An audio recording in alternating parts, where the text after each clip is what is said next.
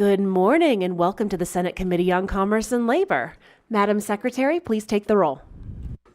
Senator Daley? Here. Senator Ellison? Present. Senator Flores? Present. Senator Lang? Senator Rogish? Senator Scheibel? Senator Steinbeck? Chair Pazina. Present, and please mark Senator Scheibel absent excused. Welcome to the members here in Carson City, our audience joining us, as well as in Las Vegas, and those who are following along online. Before we begin today, I'd like to make a few housekeeping announcements. First, I'd just like to remind everyone to please silence all of your electronic devices while in the committee room. Members of the public may provide testimony in various ways, all of which are listed on the agenda. You may also submit public comment in writing, either in addition to testifying or in the place of testifying. If you wish to testify in person, please sign in at the table by the door and leave a business card with our committee secretary. When testifying in person, please turn the microphones on to speak and off to listen, as we do have others listening in and viewing the meeting in Las Vegas as well as online. Please also state and spell your name for the record. Anyone who'd like to receive electronic notifications of scheduled bills and access to the committee's meeting materials may do so by signing up on Nellis on the legislative website. Committee members will be using their laptops to view handouts and other exhibits. Please don't view this as a sign of disrespect or inattention. And with that, we are going to move to our first agenda item, which is Senate Bill 191, revising provisions relating to court reporters and court reporting firms. And we will invite Senator Daley and any co-presenters he may have to the table.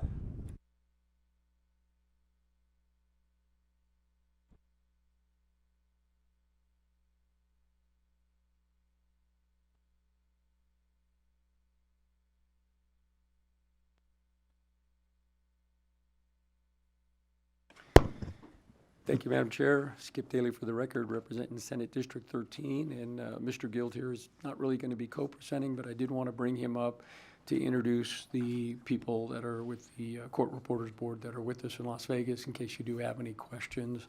They're not co-presenting either, but they would be able to answer questions that I might not be able to. So with that, Joe, if you want to introduce the people available, and then I'll go into the presentation. Thank you and good morning. My name is Joe Guild. I'm representing the Nevada Court Reporters Association. Thank you for the opportunity to present to you. Down in Las Vegas, there's the association legislative liaison, I guess you would call her, Kim Farkas, is at the table. Pardon me. And I don't know who else is down there, but at some point they can introduce themselves, Senator. I'm just here to answer any questions related to the compensation parts of the bill, and I'll go back to my chair while Senator Daley presents. A real quick note, though, I'd like to thank the Majority Leader and Senator Daley for their help on the court reporters part of this this bill. They've been very helpful. Thank you. And Madam Chair, again, Skip Daly for the record. The others are there if they have questions, but I'll just go through the presentation. This is still in progress. The more I dig into this, the more I learn, and trying to get to some resolution. I don't think we're done yet. So with that, I will go forward. And there's really basically three parts to what we're trying to do with this bill today. And they came to me separately. As Mr. Guild referenced, I was putting in a court reporter bill. The Majority Leader also had one that the association wanted. And she said, hey, if you're doing one, just put this into yours. And I said, sure, that's how come we got this section 16, which I think is the easiest part, which is what the Court Reporters Association wanted. In that translation, because I didn't get that portion, the numbers that the Court Reporters Association wanted to have as far as the fees in section 16, didn't get communicated properly to LCB, not their fault. They used the numbers that they got. So section 16, as in the amendment that we put in, are the correct numbers from my understanding.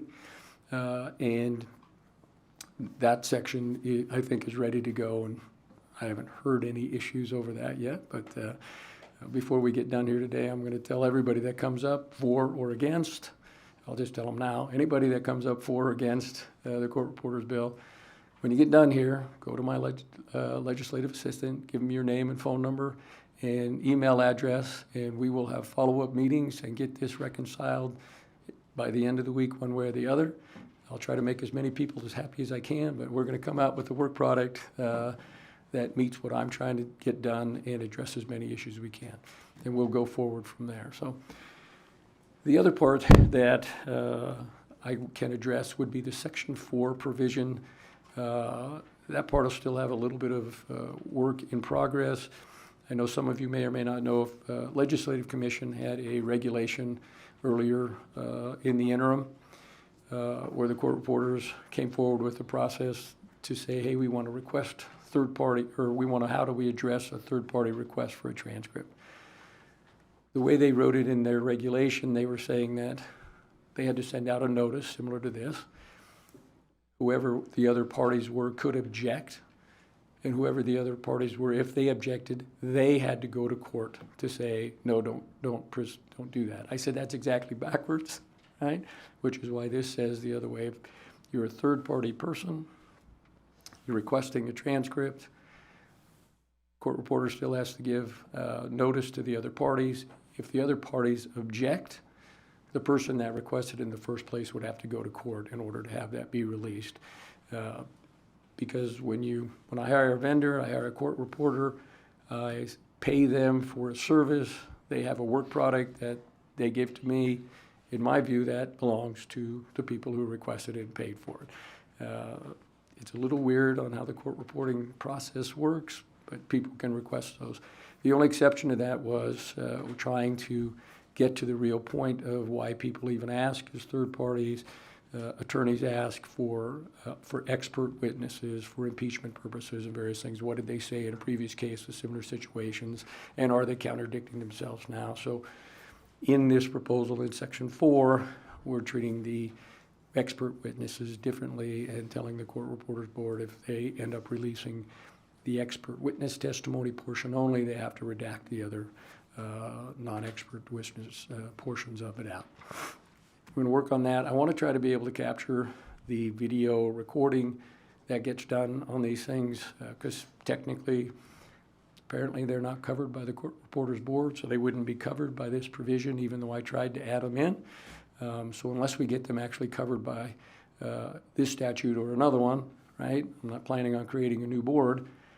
They wouldn't be bound by this anyway. But I think it's important, it needs to be captured. If attorneys hiring a video recording outfit instead of a court reporter, then there's nothing binding in the law right now from the video outfit reselling that to whoever they want to.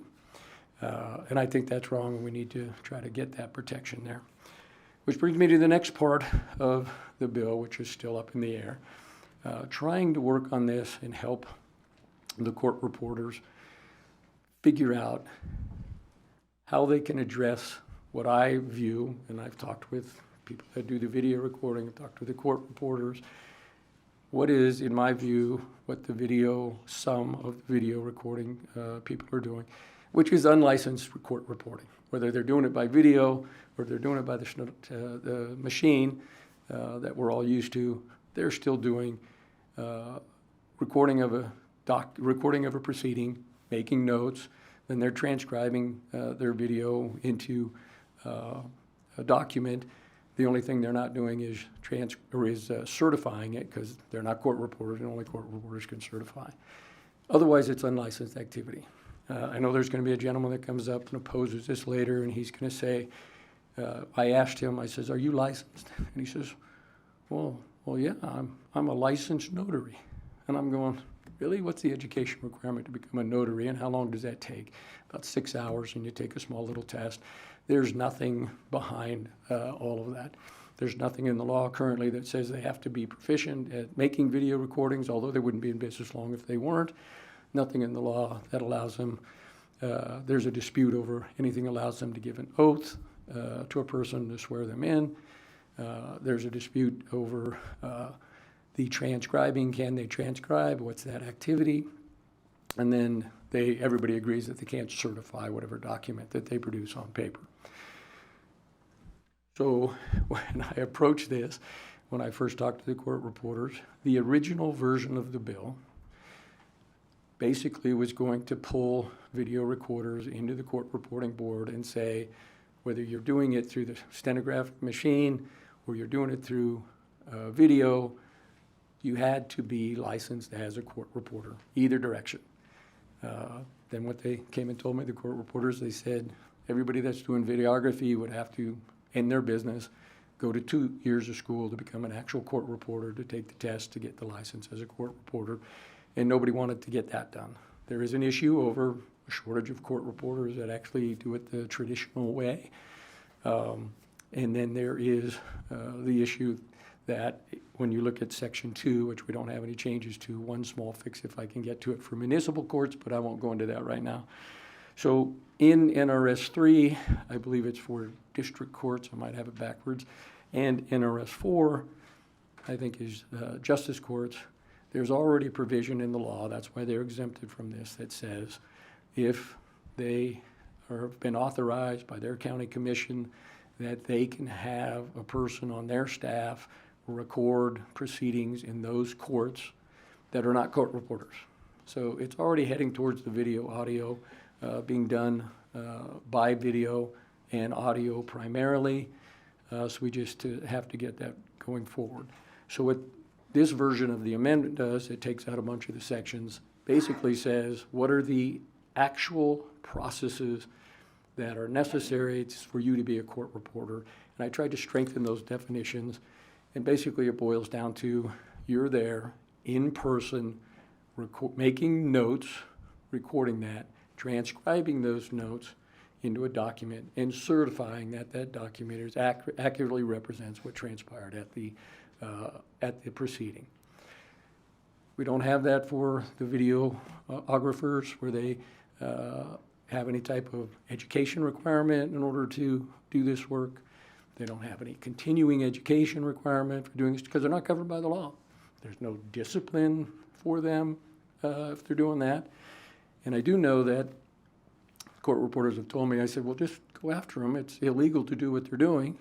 And they said they had a deputy attorney general that said they couldn't do it for what it is. So we need to get that cleared up as well, which seems absurd to me. I think if you're an unlicensed lawyer, an unlicensed doctor, that board has the right to go after you for unlicensed activity. But if the court reporter board is being told by their deputy attorney general they can't do that, I'm saying, so if you're going to get licensed, you got to pay the fee, you got to prove that you had the education, you have to pass a test, you're subject to discipline. Or you can just say, no, I'm not going to get a license, you can't touch me, I'm not covered by your law. So I would want to know, I says, who are the fools that are getting licensed if you can do it unlicensed and no penalty? So we have to get that part fixed. Same reason we have any type of board and licensing is for the benefit of the public, so that the courts, the public, anybody in those proceedings, the attorneys on both sides have confidence that the documents and the record that's produced is an accurate representation. And we've done that through licensing. So now we have this split between the old style that we're all familiar with, the court reporting with the machine, and the way the courts are going with video, audio, recordings, and various things, and how do we merge those two. So it's my intent, when we get everybody in my office, we're going to sit down and make them happy, is to not create a new board. So it'll be the court reporters board that has this.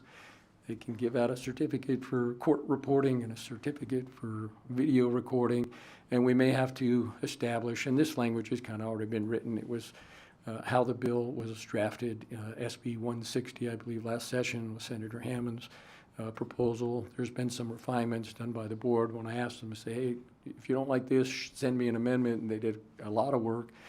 So it's probably 80% there. And then the board would say, if you want to put an application in for a court reporter, here's the education requirement. here's the test requirement, here's the continuing education requirement, et cetera, and this is what you can do. And if you want to put in an application for a legal video recorder, or whatever that term we're going to use is, here's the education requirement, here's your test requirement, here's the continuing education requirement, and whatever else that needs to be done there.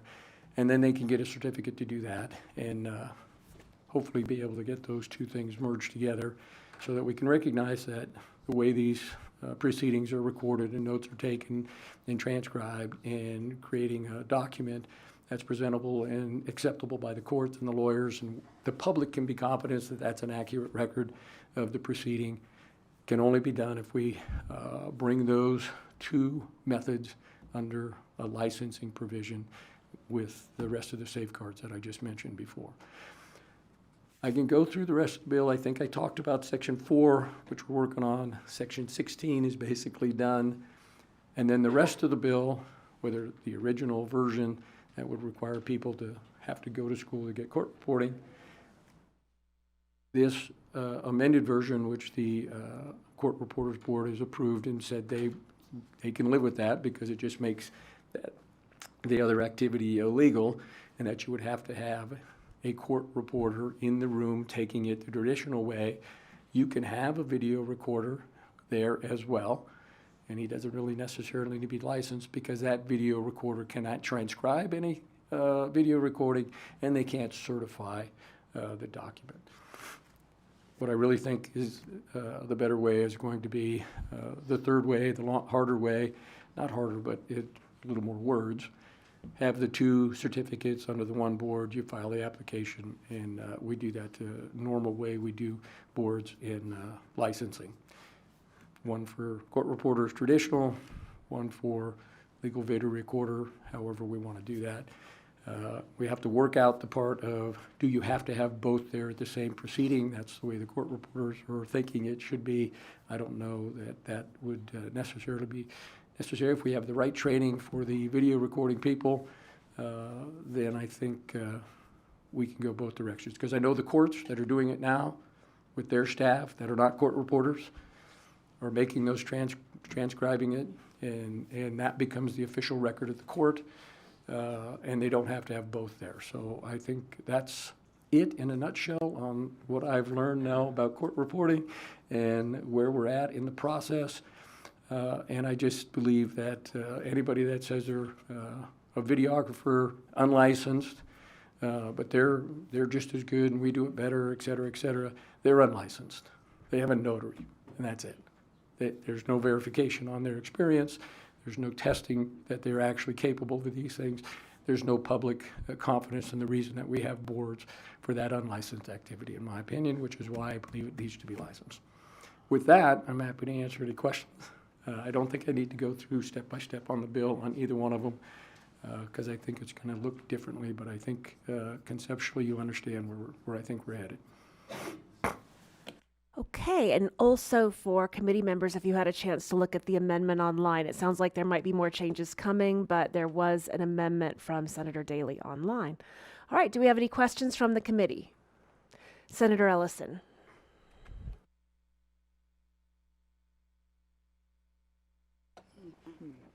Thank you, Mr. Daley. I don't have a problem with the fee structure. But one of the questions I've got is, you look at rural areas, you can't get recorders down there 90% of the time, unless it's a severe criminal case. But I'll give an example. The courts now, they don't even take the people out of the jail. They have a video session that goes through to the judge, and the judge ORs them or bounds them over, or whatever they do. That's a common practice. And you're saying the videos are not legal? This building, for one, videos everything we do. So is that not legal? I'm just saying we've got to come to a common ground with whether they got a video and not video, and I think that's really important. Madam Chair, Skip Daly again for the record. Thank you, Senator Ellison, and I did go over that in subsection 2, those court proceedings. There's a process. It's enabled in the law. I'll say it again, make it clear, that there's a provision that says in NRS 3.380 that says if they're approved by the county commissioner, by the county commission, those courts can use a person who's not a court reporter to video and record those proceedings, and that becomes the record for that court. So all of the stuff you're saying about the jail by video and all that stuff is covered by that. It's not going to be affected by this. These video proceedings are not court proceedings, various things. So we're talking apples and watermelons. It's not the same, right? I'm not saying these recordings are illegal. I'm not saying a recording for a city council or a county commission meeting are illegal. We're talking about court proceedings. So let's make sure we're all on the same page. Court repeat proceedings and the ones that are in existence now where they're doing this recording under the statute that they have. So we're not talking about the same thing, just to be clear. Thank you. I just want to make sure that we're talking apples for apples. There's no watermelons in here. All right, thank you. Did we have any other questions? I do have a question. So, with some of our court reporters nearing retirement age, worrying about the future of court reporting, especially I think maybe in the rurals, do you see this having any effect on that, on having enough court reporters for our court proceedings?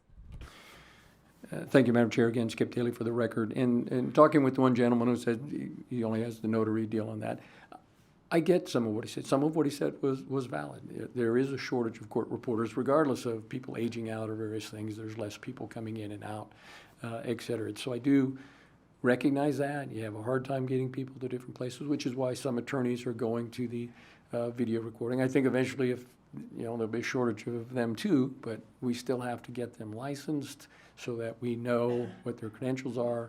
We know the public can be reassured and the courts can be reassured that the person coming out actually has the ability and the training on how to document the proceeding, and instead of just saying party 1, party 2, party 3, they say the names and various things. So there's quite a few different steps of that. But yes, I think having the 2 paths is going to make things better because people will have the option. We have to work through a couple of minor things, and there may be disputes with one versus the other, but there's going to have to be a compromise, and that's what I intend to try to get to. Thank you so much. I appreciate the fact that you're meeting with all of the stakeholders and trying to come to a compromise, because I think maybe the only concern is just that some of the court proceedings may be challenging if not as many people are entering the industry. And so while I completely understand licensing, I just want to make sure that we have enough people to be able to be at those proceedings to get the job done. Any other questions? One other comment, if I can. Please. Madam Chair. And I neglected, so my bad.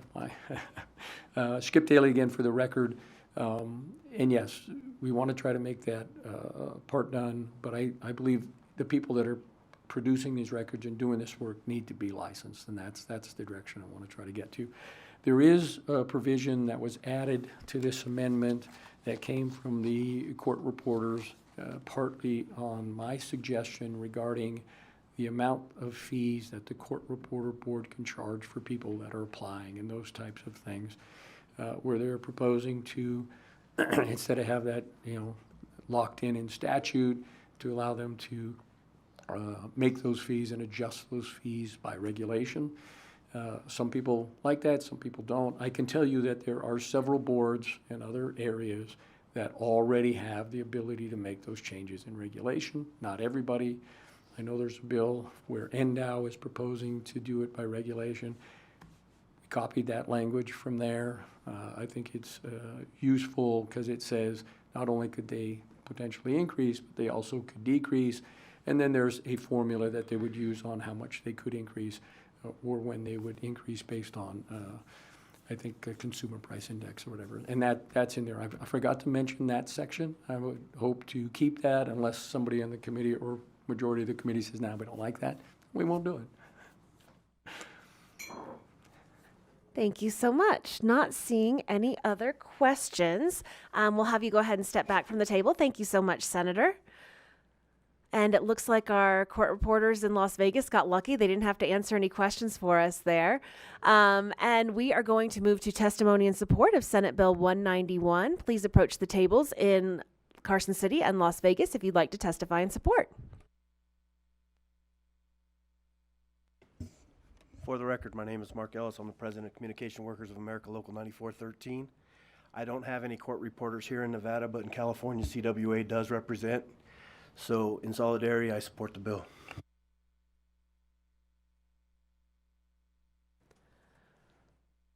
All right. Would anyone sitting at the table in Las Vegas like to give testimony in support? I know you were here Good to answer morning, questions. Madam Okay. Chair. Good morning, Madam Chair, Vice Chair Daley, committee members. My name is Peggy Elias, E-L-I-A-S. I was a Nevada Certified Court Reporting Board member for 12 years and am currently on their Legs and Regs Committee, and I will be doing the presentation for the Nevada Certified Court Reporters Board.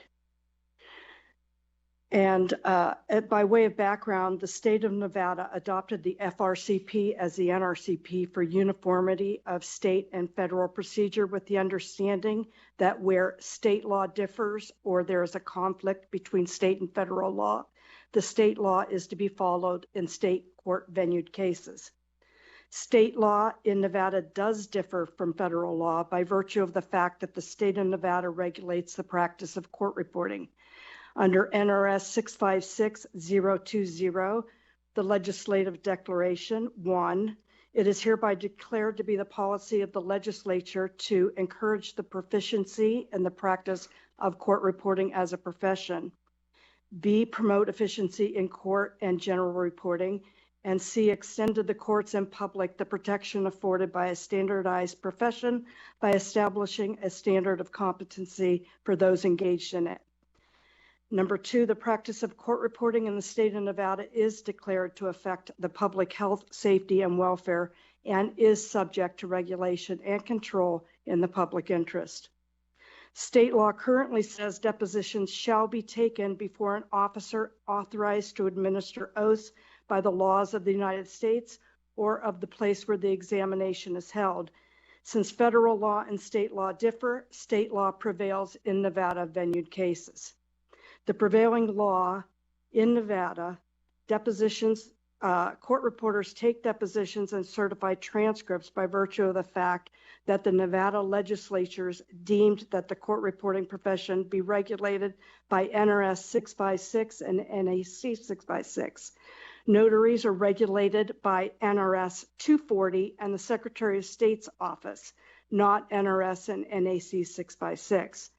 There has not since 1995 been a subsequent law passed by the Nevada legislature giving videographer notaries the right to take a deposition. The 1995 legislature said, and its minutes reflect, that notaries can no longer take depositions. At the time it passed the law, the court reporters no longer have to be notaries. If the Secretary of State's office wanted taking a deposition listed under notarial acts, they could have gone before the Nevada legislature in any odd-numbered year since 1995 and added the language, but they have not done so. Also, it is not the administration of the oath that is a violation or unlicensed practice.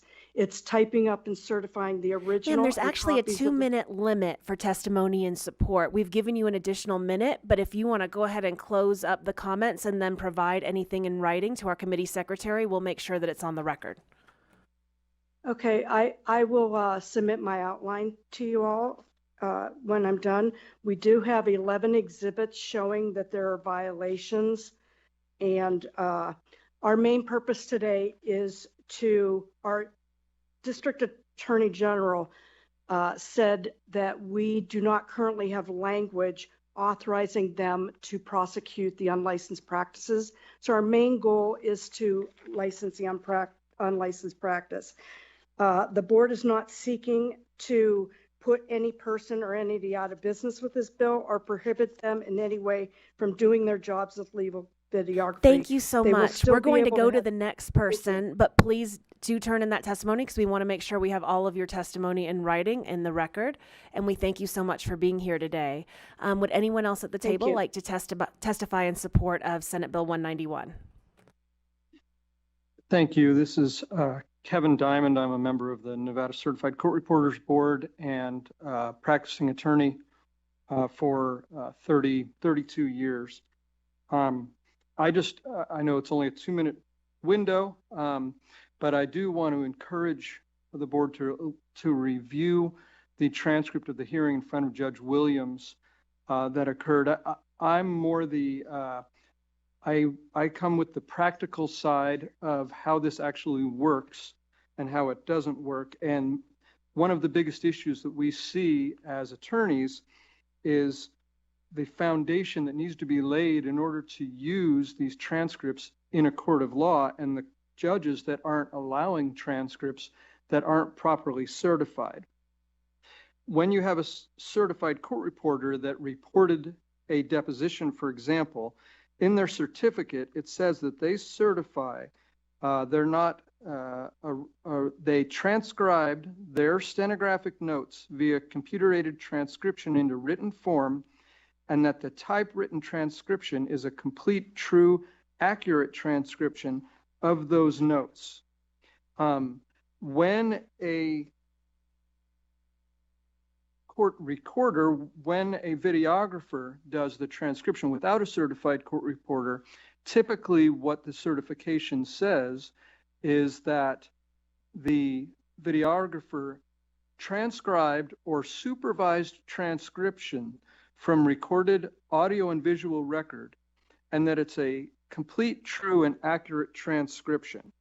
The problem comes from NRS 240.063, where it says that notaries only know the contents of what type of document it is, but they're not deemed to be evidence that the notary knows the contents of what it was. What does that mean? That means that a certified court reporter who is there at a deposition, who's typing, they've taken the notes that they heard firsthand, that they typed, and then transcribed them, as opposed to a video being presented to some third-party transcriptionist who wasn't there. Hi, sir. We're actually over 2 minutes, so if you want to finish up your comments and make sure that you submit them to the committee secretary so we have everything. Thank you. Sure. Thank you, Madam Chair. The point is that without the proper foundation and certification, many judges are not allowing these transcripts to be utilized at trial. So the people who utilize videographers that are recording these oftentimes will get to these transcripts that you can't use. So people have paid for nothing. So that is one of the biggest problems that we see in practical terms. And I appreciate the committee's time.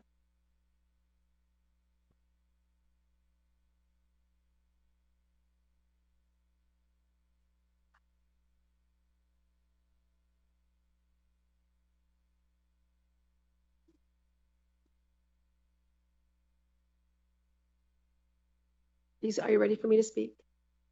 Please Okay, proceed. my name is Lori. Thank you. My name is Lori Judd, LORIJUDD, and I'm here to speak on behalf of the litigants in litigation. I have 40 plus years experience as a court reporter in the North and in the South, and I've also traveled to many countries, assisting other countries in perfecting and educating and training of court reporters. I want to make a differentiation here because I think there's some confusion. A licensed court reporter, while they are doing the thing with their machine, is actually creating the transcript. And what we're really talking about here is the creation of the transcript. As a litigant, who are the most unsophisticated people involved in litigation, we go to courtrooms to resolve our differences because we're civilized people. That's where civilized people resolve their differences. But the litigants themselves are the most unsophisticated people there. And they are trusting those of us that have professions in the legal field to handle things appropriately. There is currently no oversight for any transcripts that are created from the videographers or the recorders. There's nowhere currently for the public to go if they have a problem with the transcript from one of these methods. And there is a big differentiation that needs to be made for creation of a transcript from a court reporter versus creation of a transcript from one of the recording methods. In the courtrooms, they have the judges to supervise to make sure that the sound is being captured appropriately so it can be transcribed later. In the deposition arena with some of the videographer companies, we don't really know what happens to the sound that they capture once that recording leaves the deposition room. We don't know where it goes to be transcribed. And what this bill seeks to regulate is that, in fact, if that it needs to go to someone who is certified and regulated. So if the litigants have a problem with the transcript, there is an avenue that they can go to resolve, to see if they can fix it, or if in fact there actually is a problem with that transcript. The term digital reporter is being used, and that is not in compliance currently with NRS 656.145. The terminology for those that record things. We're and actually then have over them- 2 minutes. So if you want to finish up your comments, and then we can get those turned into our committee secretary so we have everything for the committee. Right. We're in favor of the amendments to the statute. Thank you. Thank you very much. Anyone else in Las Vegas who'd like to testify in support of Senate Bill 191? Yes, my name is Kimberly Farkas, Farkas, and I am here, Madam Chair and honorable members of the committee, as a representative of the Nevada Court Reporters Association. I am a certified court reporter and past president of the Nevada Court Reporters Association, and I'm here regarding SB 191 Section 16, which proposes amendments to NRS 3.370 regarding a rate increase for official court reporters in the state of Nevada.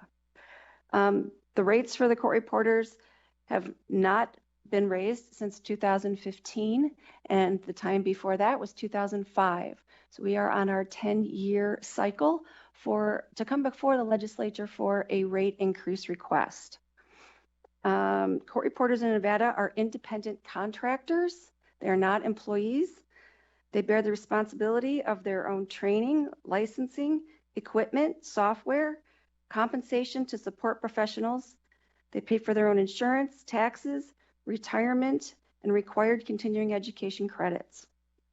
The increase is essential for several reasons: to attract and retain the highest quality court reporters in the country to come to the state of Nevada, to ensure that Nevada remains competitive with the surrounding states, which have cost of living adjustment increases and similar legislative rate increases, and to compete with the private sector, ensuring the rates are commensurate and enticing for court reporters to travel to the rural courts for hearings and trials. I believe this addresses your concern about not being able to get court reporters to travel to the rural areas. As the rate fee structure stands, it's not fiscally smart for a court reporter to travel to the rural areas for those rates. With the rate increase, I believe this will entice them to travel more to the rural areas. In conclusion, capturing the spoken word and creating an accurate record by certified court reporters is a skill of the highest importance to our state's judicial system. We urge the committee to support SB 191, Section 16, to amend NRS 3.370 favorably. Thank you very much. Thank you so much. Not seeing anyone else here in Carson City or in Las Vegas, we're going to move to the phones. Broadcast, do we have anyone in support of Senate Bill 191 on the phones? If you'd like to testify in support of SB 191, please press star 9 to take your place in the queue.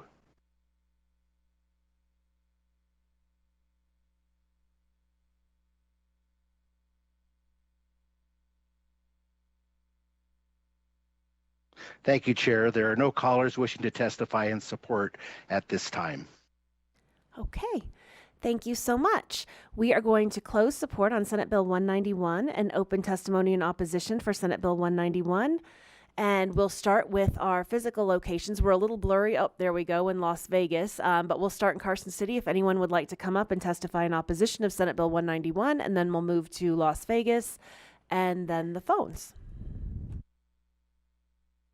Good morning. My name is Tia Smith, Tiasmith. I'm a policy attorney with ACLU of Nevada.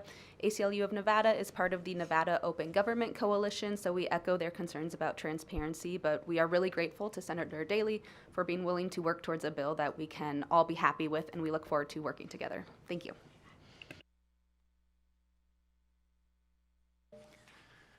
Good morning. Good morning. My name is Jason Sanderson, Sanderson, and I am the owner of one of the founders of eDepositions LLC, a litigation support company serving attorneys, law firms, and courts across Nevada.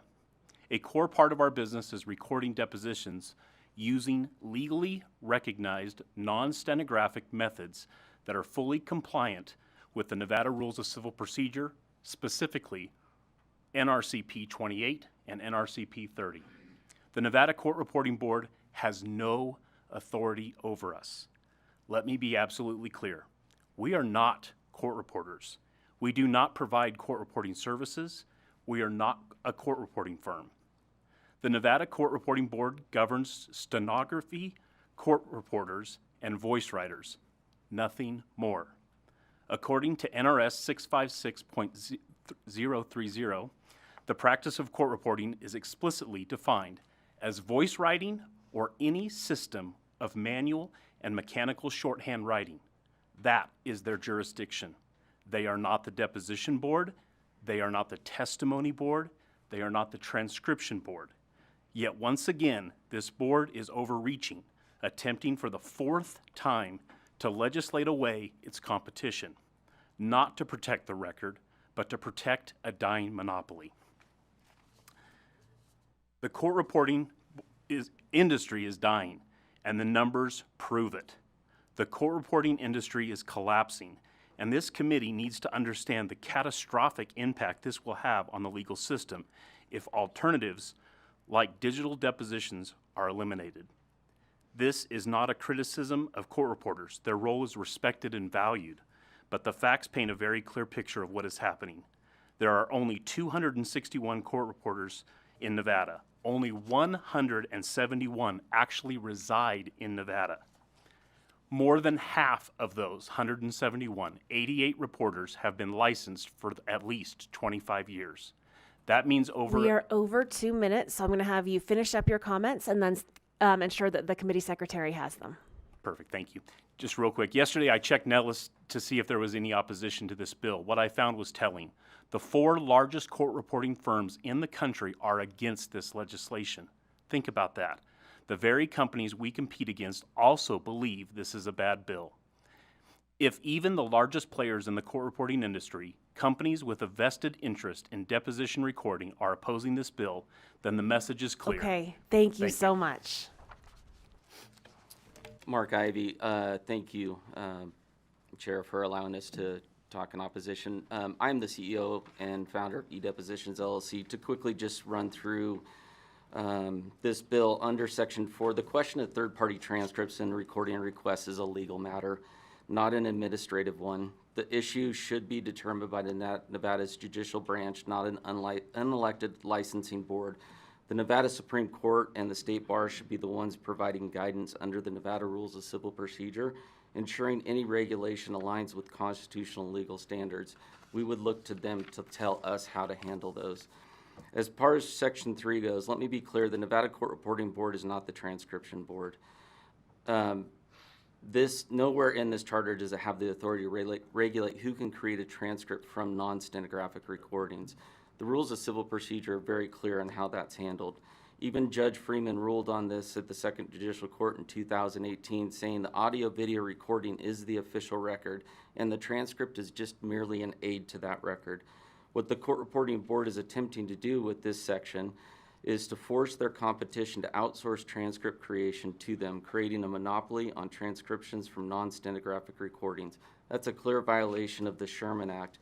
where the Supreme Court of the United States has ruled that a regulatory board made up of market participants cannot use licensing power to restrict competition.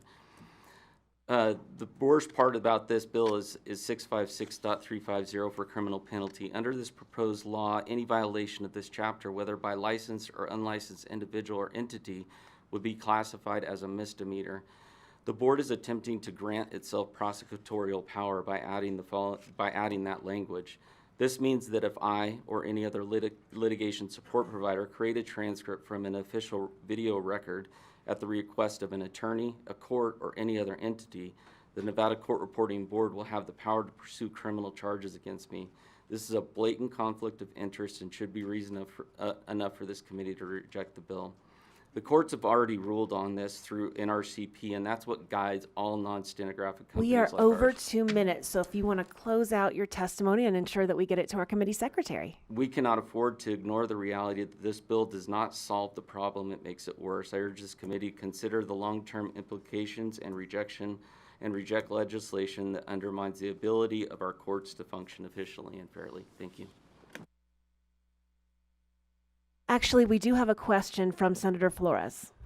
And then possibly with the question, it might give you an opportunity to continue with some of the remarks you had written. So I think it helps both sides. I was curious. I think I heard Senator Daley and some of the support testimony ultimately that their desire is to create a standard to make sure that we have a minimum requirement of licensing, of training, of education, et cetera, to ensure that. And the question is, broadly to any one of you, can you please tell us what's the education now? What's the standard? What is the training that your folk are undergoing now? Mark Ivey for the record. To answer your question, the training is all of our deposition officers that record depositions are thoroughly trained under the Nevada Rules of Civil Procedure that govern how depositions are taken and who they're taken in front of. So we have a stringent training program on that.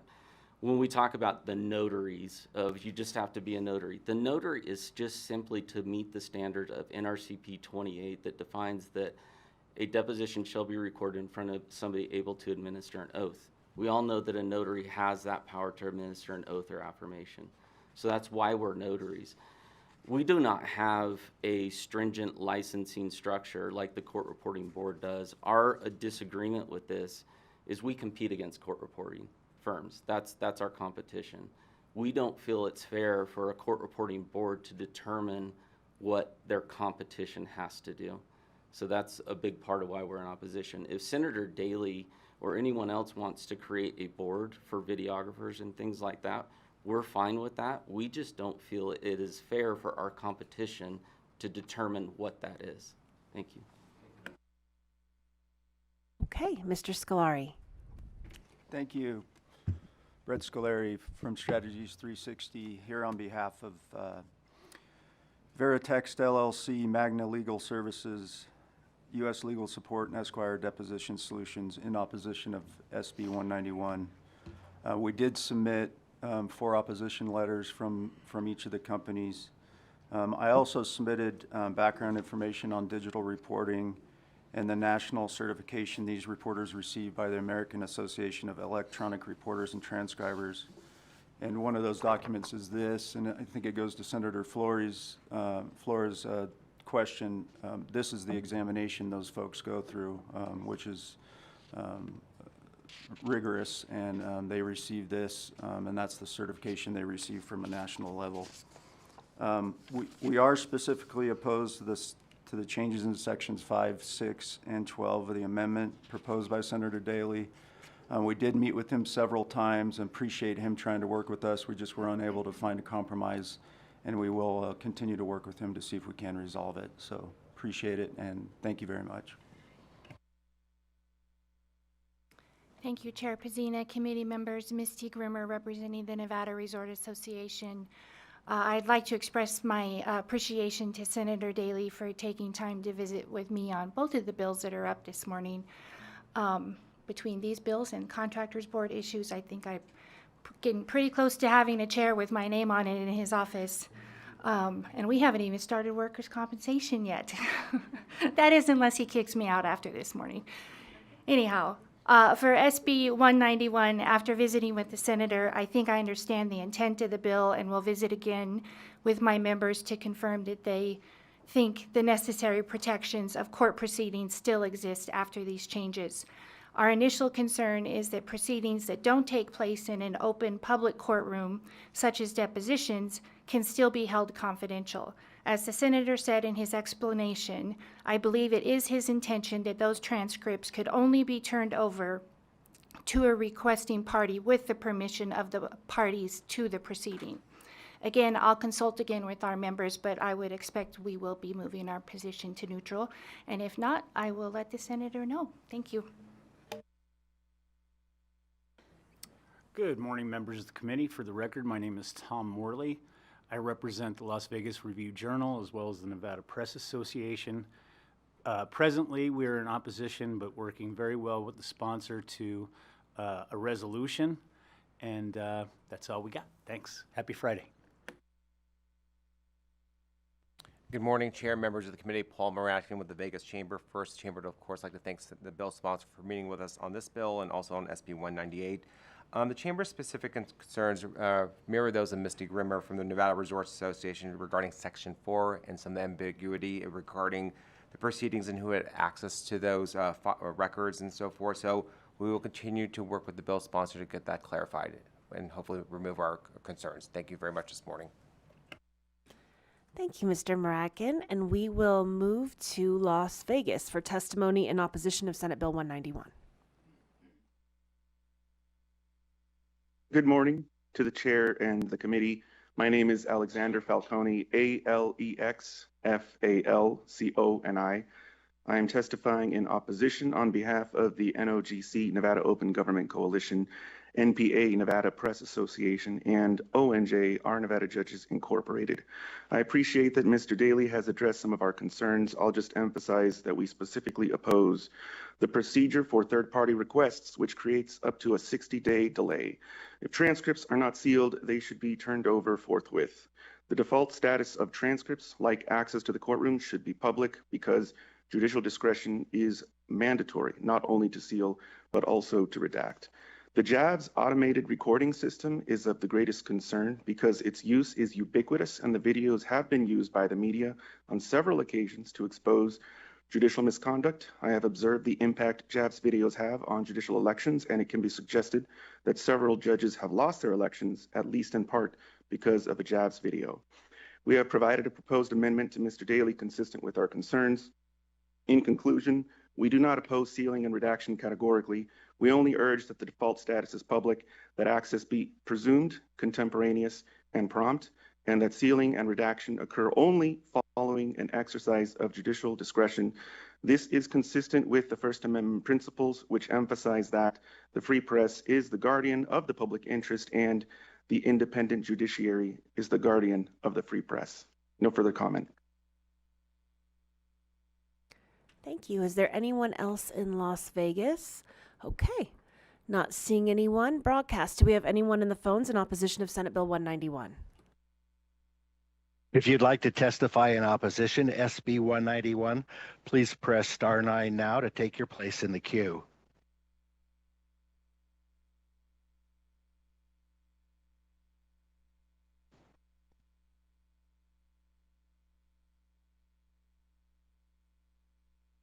The public line is open and working. There are no callers in opposition at this time. Okay, thank you so much. That means that it is time to move to neutral. So if we have any neutral testimony for Senate Bill 191 in Carson City, in Las Vegas, and broadcast back to you. If you'd like to testify in neutral for SB 191, please press *9 to take your place in the queue.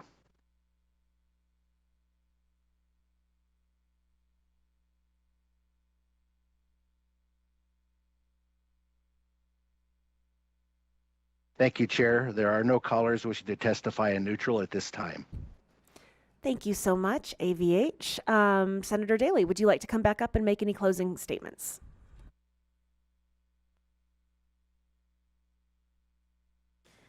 Thank you, Madam Chair. Again, Skip Daly for the record, representing Senate District 13. And as I said in Government Affairs the other day, my record is still intact.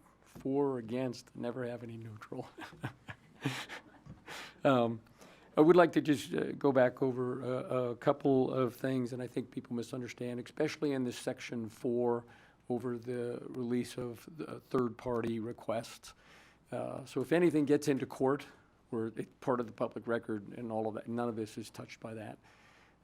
You have court proceedings, you have depositions, other things, you have arbitrations, mediations, a lot of different things where you may have a proceeding where someone's going to want to request that if there was a mediation over a labor dispute and somebody wants to, request that press or whoever.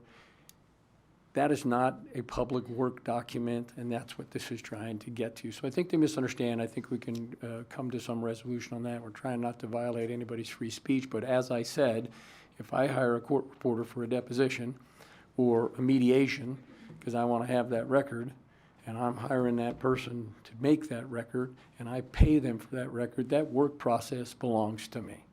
Court reporters may dispute on that, but that belongs to me. So a third-party request would have to get my permission to release it. And that's what we're trying to get to. Expert witnesses, we were trying to be conscious of attorneys that would want to get testimony of expert witnesses for impeachment purposes, various things. So I think we can work through that. I did want to come back, thank you for the question on that. And that national certification that Mr. Scalari talked about, first of all, is not required in Nevada. Nevada has no oversight over what is in it, what isn't in it. We don't know if there's continuing education. And, we just don't have that control. And that's not the way we operate on the boards that we do. In regard to the testimony from Mr. Ivey, I believe it was, and Sanderson, that the courts should trouble this, and the Nevada rules of civil procedure should cover all of this stuff. I says, if that was the case, we wouldn't be able to even have a court reporter board because the court says over that.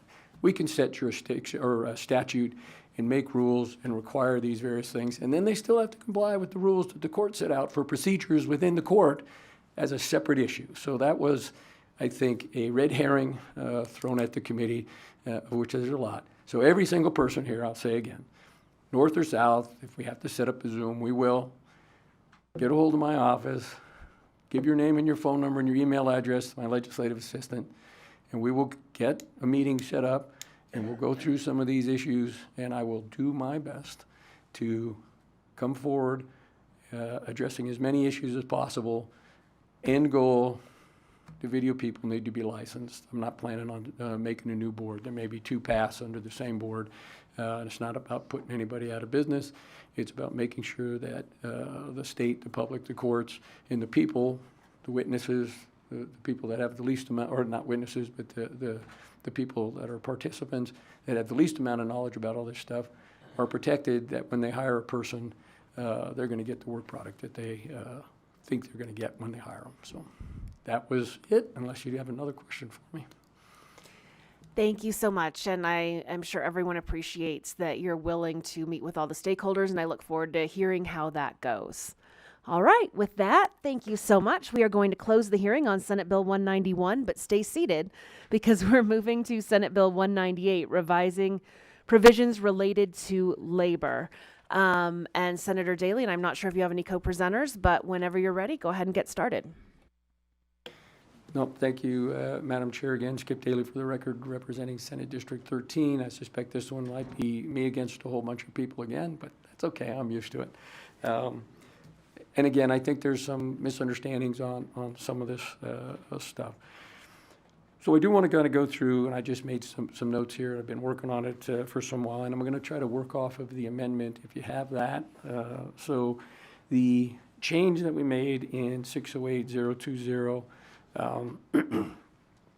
in NRS 608, wages are defined in the statute. Compensation is not defined there. And the way the law was before, I unintentionally created some confusion when I added in the words in the original bill, compensation includes without limitation fringe benefits. It created a little confusion and something that even our trust funds and our contractors wouldn't have been able to comply with without some changes that we made.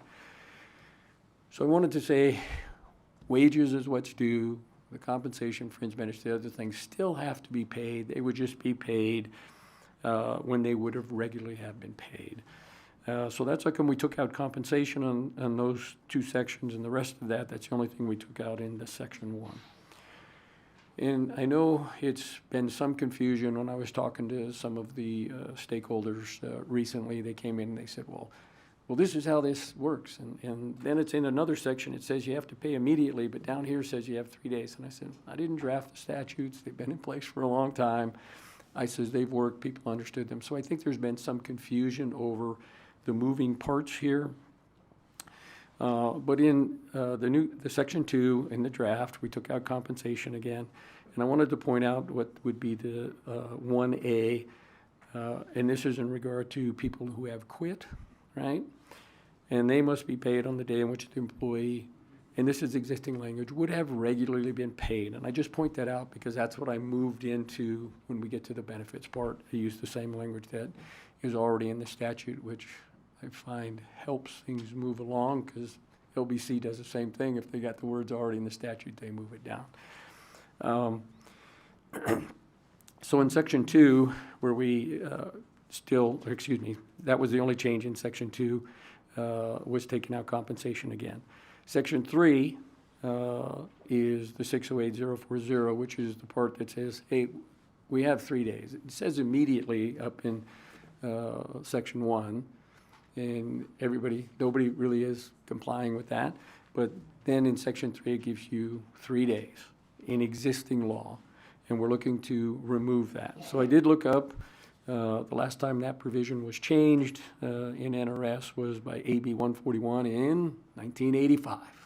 So a long time ago. Prior to that, there was a 3-day period in there, but it came in with the original passage of these provisions in, I believe, 1919 from what I could look up online. So it's been there a long time. But in 1985, and I suspect some of the reasons that the 3-day period was there, people were still writing mechanical checks. People were still having to do time cards that were written that had to be then transported from the field to the office.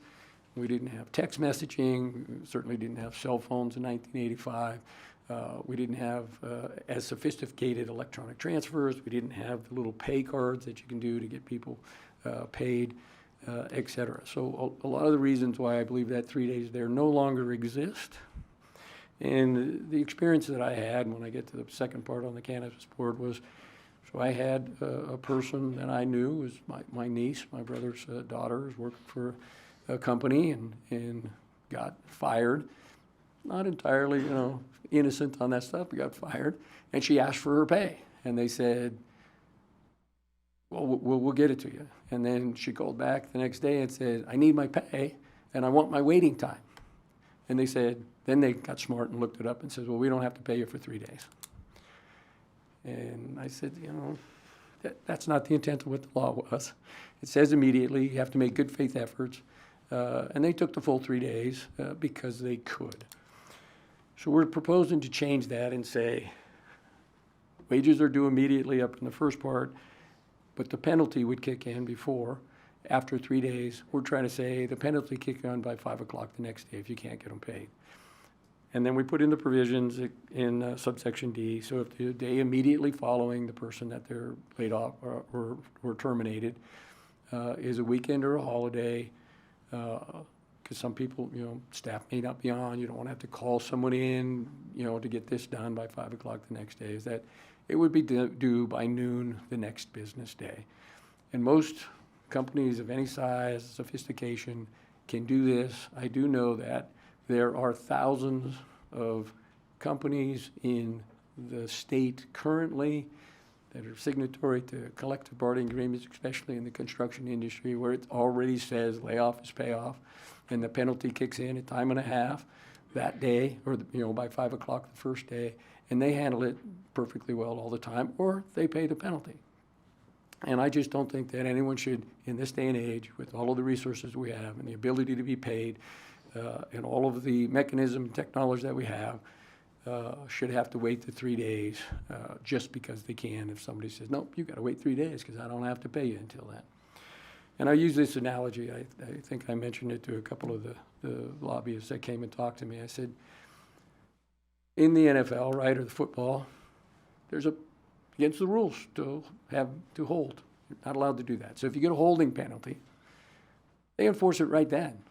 They don't wait 3 days. So if we did the same thing in the football analogy, right, they'd say, well, you got a holding penalty. Yeah, it was third down. You got a holding penalty, but you got a first down, so now you get to go. Or it was 3rd and 25, and they got 15, so now they can maybe go for it. So we're not going to enforce that penalty for the holding for 3 plays. If you're still on the field, then we'll give it to you. It just doesn't make sense. If you have a penalty or you have a rule but no penalty, then you don't really have a rule. That's all I'm trying to get across there.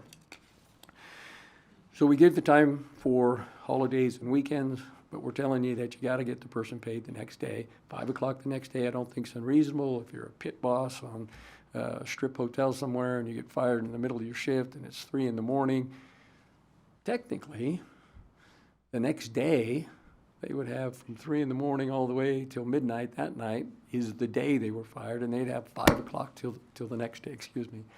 So I think there's plenty of leeway in here.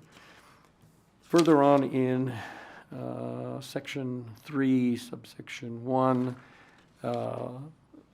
where we talk about the penalties, that's where the penalty increases from, that would start either at 5 o'clock the next day or noon the day if it's a next business day because of the weekends. Instead of being paid at the rate at straight time, you would be paid at time and a half for the deal. So it increases the penalty for being late. So don't be late. It's trying to meant an incentive. It's kind of like the holding penalty, 10-yard penalty, right? And then because we changed it to time and a half, LCB put the language in for what the wages means for the purposes. It's the hourly rate that the person was being paid. And if you're on salary, you have to do that calculation the same as anything else. Is what was their salary? You have to divide that by 40, and then that's their hourly rate. And they make that conversion there in 3B. And then to take care of the benefit issue, I said for the purposes of 020, 040, those are the 2 provisions that say you got to get paid. And any other compensation or fringe benefits, and LCB may write it a little bit differently, must be paid for the time they actually work and for any time to be paid in this section. So if they get the penalty, not only do you have to pay the wages, but you also have to pay the benefits. That's what I was trying to get to.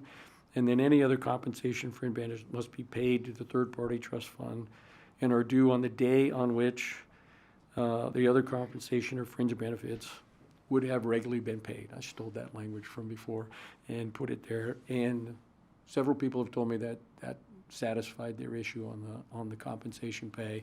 And even our employers with the trust funds wouldn't have been able to pay in the middle of the month or at layoff for the fringe benefits. So when they normally would have been paid, it's the wages that we're talking about. You got to get the people paid. That's what they're using to live on, et cetera.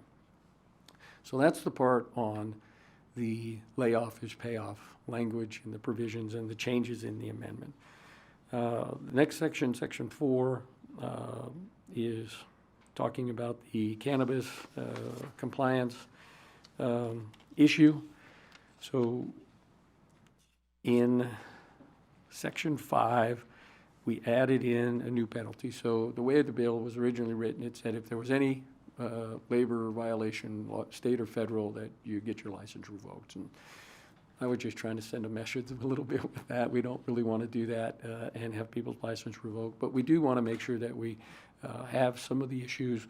Again, the cannabis example, that's the company she was working for in Tonopah, my niece, and it was a violation of the labor laws, so I was trying to get to, which is why we put that provision in. So we're changing the, for a violation of subsection 8 of 678B.150, the board would be able to impose a minimum fine of $15,000, but not more than 20. So currently, they generally do 10 to 20.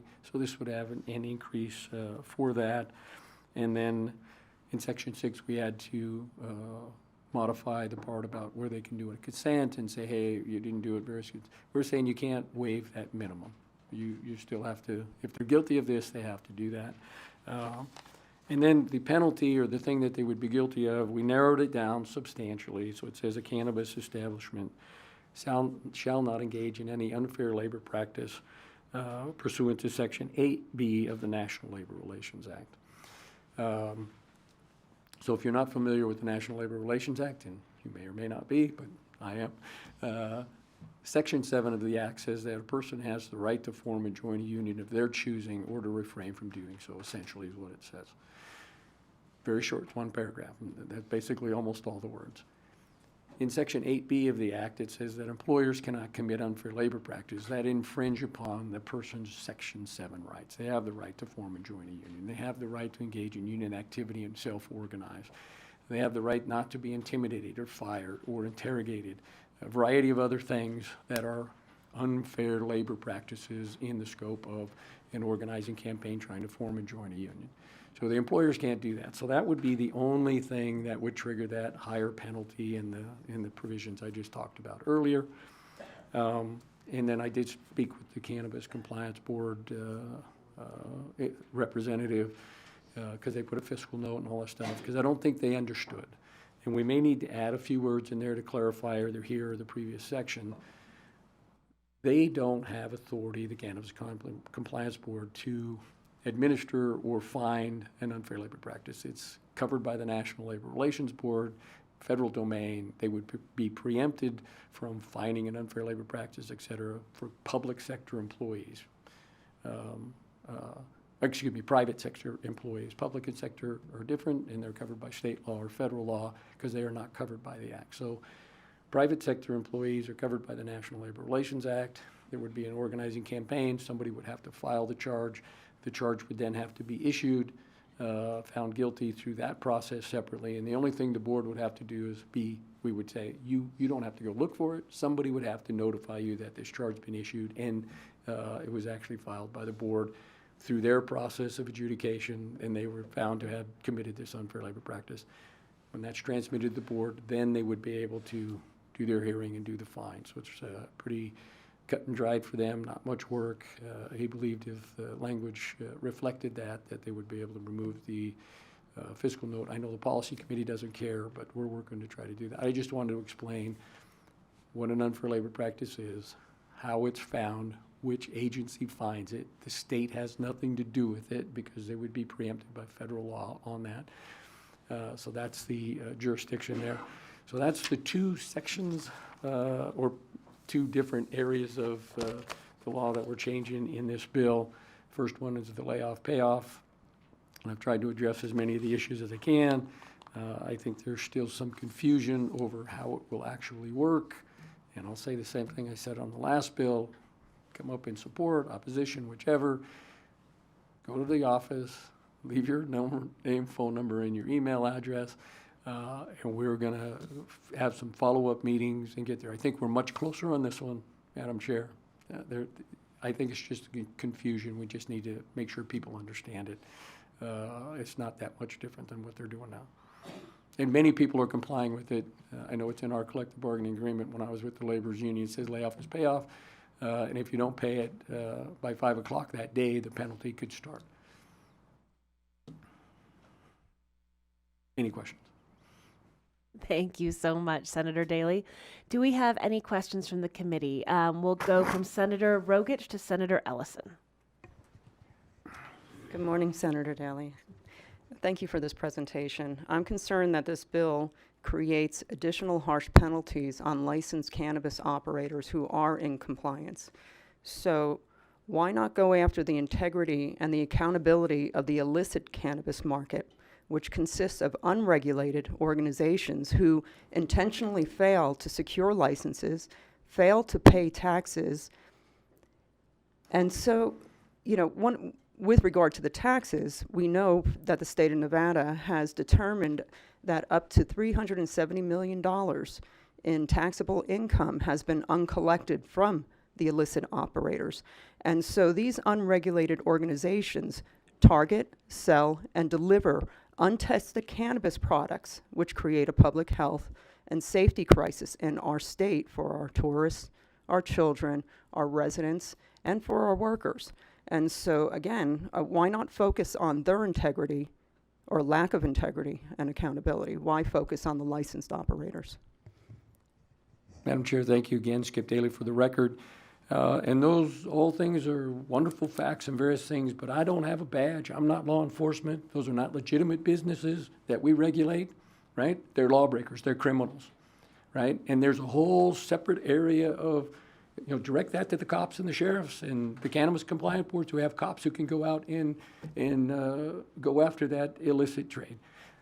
The state, right, through their regulation of the official board, if those were legitimate employers and they had employees that were trying to organize on this unfair labor practice I was talking about on the cannabis board, happy to put them in, but they're not. They're criminals. So until we address that issue, I don't think it's a question that even relates in the smallest amount to this bill. These are legitimate employers licensed by the state. They have employees who have the right to organize, and we're just saying you can't violate that right. Thank you, Chair. They are licensed operators that are in compliance, and you're creating an additional layer of penalties, harsh penalties upon them. They are strictly regulated by the CCB. And so you mentioned that there's one organization in Tonopah, but there are many organizations that are in compliance. So why not address that bad actor there? Why go after the good actors that are in proper compliance and are following the law and regulations? Madam Chair, again, Skip Daly for the record, and I would ask the senator to refer to legal to see if I can make a specific law for a specific company individually, or if I have to make a law that covers the entire industry. I think she'll find that I cannot make a law that addresses one company. If I could, we could do a lot of different things, right? But you can't do that. So it's just not feasible. And if they're in compliance, then they'll never see this penalty. This will only happen if there's an organizing drive and somebody's represented and the union that's trying to represent those people files an unfair labor practice.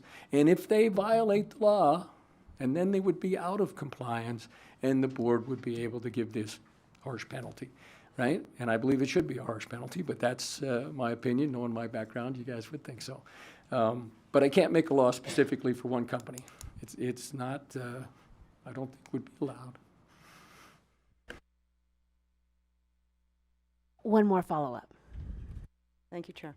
But what you're doing is you're holding accountable all the operators that are in compliance based on the acts of one individual or bad actors.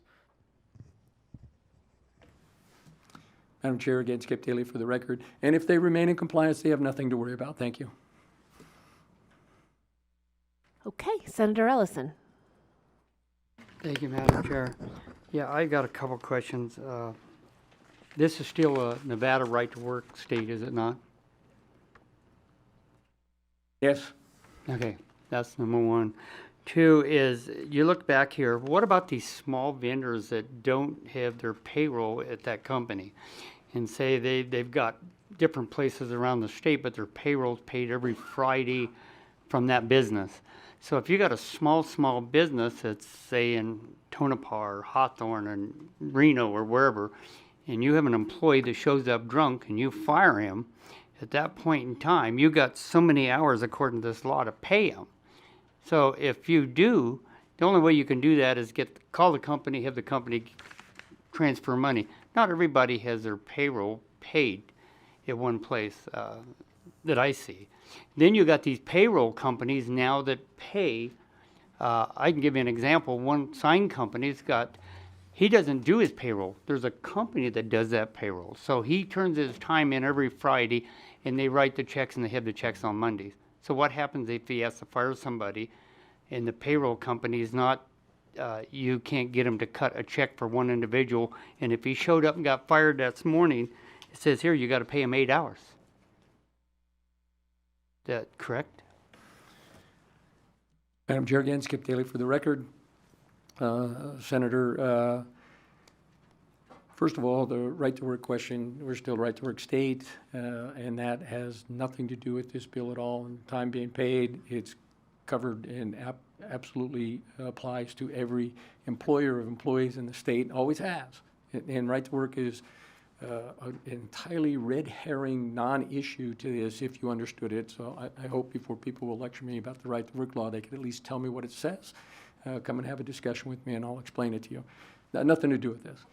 The other thing about the payroll company, right? Wouldn't it be wonderful just to say, hey, we have this law that says you have to pay immediately, or you have to pay in 3 days. Under this, you would have to pay by 5 o'clock the next day, and you say, oh, sorry, state, I have a payroll company that they won't comply. I can't get them to do it. I said, so I'm off the hook, right? I don't have to do it now because I have this payroll company that I went to? I said, no, you're the employer. You have the responsibility. If you hire a payroll company that can't comply, fire them or pay the penalty. Do your work another way, because you already have the requirement. If a guy comes in drunk on Monday and you fire him, right now you have to get that payroll company to get him a check by Wednesday or you're going to be in penalty mode. This is just saying you have to do it quicker. And if you don't have a company that can do it, then I would suggest getting another company. But it doesn't get you off the hook. That is not an excuse that's acceptable in any fashion. I can see, Senator, why no one testifies in neutral on your bills. There's always passionate feelings one way or another. Do we have any other questions? Senator Lang. Senator Daly, I'd just like to build a little bit on Senator Ellis's remarks. I was the, when I was working, I was the person responsible for all the payroll, entering all of the bills and all that kind of stuff. And very familiar with this law as it was before these proposed changes. And even when it was 3 days, it was difficult sometimes to pay a person. And so I have great concerns for small business people who, are just trying to make it from paycheck to paycheck, month to month, to be able to make things work. And we had a payroll company, and to ask them to cut a check earlier, and it's the same with every payroll company. So it wasn't just one or another. They charge you to make those changes, and I understand what you're trying to do, but I think it's a little bit rigid for small business owners. Madam Chair, thank you again, Skip Daly, for the record. And I know I spoke with the chamber. They're going to come up and be in opposition, and they said their small business didn't have a problem with the big ones. I said, so I don't know where that comes from. And I understand it. And if you hire a payroll company, you're doing that on your choice. You didn't have to. You may not have the other people, and it may be a good avenue. And if it's part of the agreement that you made with them, if you have to do this for early checks and pay them extra for that, I mean, that's the cost of doing your business. I mean, like I said, I just don't think that it should be allowed that you say, nope, I don't have to pay you for 3 days. Many companies in this state, small and large, like I said, that have a collective bargaining agreement says the same day. I've been dealing with it and making it work for a long period of time. It's not impossible. It's not that difficult, I believe, to make it happen. And with the technology, like you can send a text to get the time in. You can email. You can call them. I mean, there's a variety of different ways to do this. You may not have to cut a physical check. You have the little credit card type thing, like debit card, that you can say, it's not worth anything until somebody activates it and says we're going to put some money on it, and you can give that to them, and you can do that long distances. They can have an office in Houston, right? I know there have been situations 20 years ago. I recall we had an issue, very rare, but where the company couldn't get the checks out. They cut the checks from their headquarters in Houston, and then they would air flight them, FedEx them to the various locations where they had workers, et cetera. And one week they said, hey, we're not going to get the checks in time. And I said, what happened? And everybody was up in arms. And, they said, well, Houston was in the path of Hurricane Katrina, and they couldn't get any flights out. And we said, we'll accept that excuse until they got to wait till Monday. But they got it on Monday. And the person where you go to the complaint, Senator, is the labor commissioner. So if you didn't get your pay, within the time period that you got to do, you got to go to the Labor Commissioner. Labor Commissioner will investigate and do the things. And if there's something like a Hurricane Katrina or something like that, and an excuse, I think that'll be taken into consideration as that it gets adjudicated. Otherwise, you know, it's part of doing business. You know, get your work done, hire the vendor that's going to get your work done. But the people deserve to be paid sooner than 3 days. So I don't want to get in a back and forth kind of thing with you, because I do have concerns and I continue to have concerns. But if I'm the person that got fired and I'm used to getting my paycheck on, say, the 1st and the 15th, waiting to, you know, and it was my fault I got fired. Maybe it was, maybe it wasn't. But waiting 3 days isn't a big problem for most people because they weren't getting their pay anyway if they were continuing to work. So I just don't understand why it's so important to change the time frame because, you know, they weren't getting paid in that interim little time anyway. Do you know what I'm trying to say? Okay. I understand. Thank you. Skip Daly for the record. Thank you so much. I don't see any other questions. I would also say that I think, unfortunately, your niece ran into a bad actor. I hope and would imagine that there are a lot of good actors in the state that wouldn't belabor it for the 3 days. But I do thank you so much for your bill presentation, and we are going to hear testimony in support of Senate Bill 198, and we are going to have everyone come up to the tables in our physical locations. We'll start here in Carson City and then move to Las Vegas.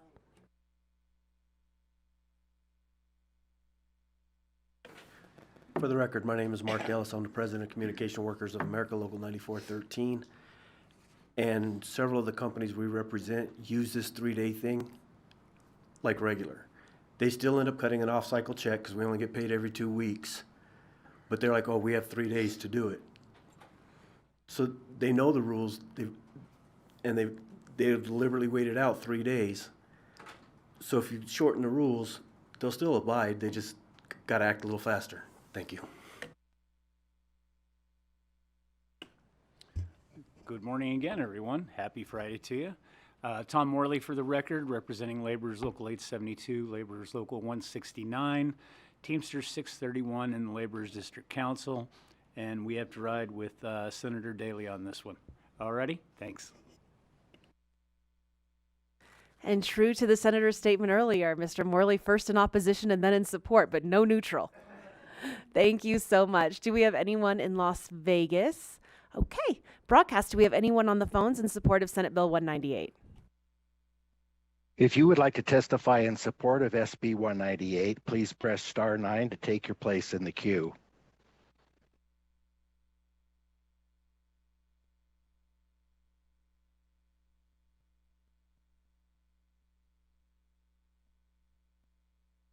Thank you, Chair. The public line is open and working. There are no callers wishing to testify in support at this time. Thank you so much, Broadcast. All right, we'll close testimony in support of Senate Bill 198 and open testimony in opposition of Senate Bill 198. We'll start in Carson City and then head to Las Vegas if there's anyone there in our physical locations and then move to the phones.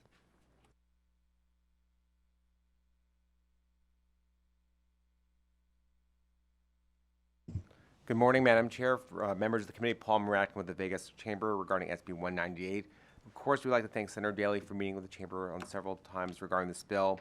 However, our concerns do still exist regarding sections 1 through 3 of the bill as proposed in the bill draft and the amendment. On behalf of our members, we do believe the existing 3-day standard is fair and balanced in terms of employee needs if they're terminated or fired, and also the logistical aspects of cutting those final checks. It is a challenge for employers to be able to comply with even shorter timeline for businesses, especially if they don't have HR payroll at all shifts for all time throughout the 24-hour work cycle for some of our members. And also for those that are on the weekends or a third-party vendor, which many of our businesses do to help control costs. We do believe that existing standard is fair, as I said, and that in the proposed amendment would cause additional confusion with timelines, amendments of weekends, counting, and when on and so forth.